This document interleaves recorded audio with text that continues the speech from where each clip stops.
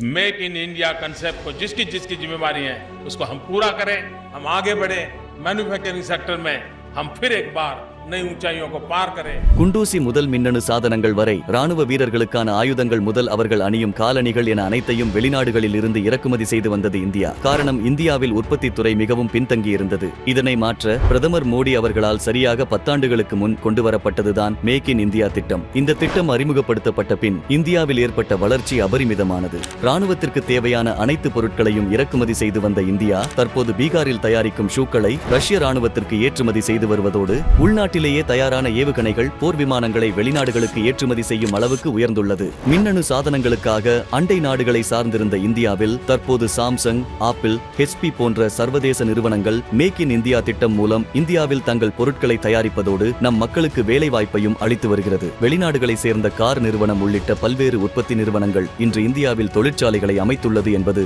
இந்த திட்டத்திற்கு கிடைத்த மாபெரும் வெற்றியாகும்.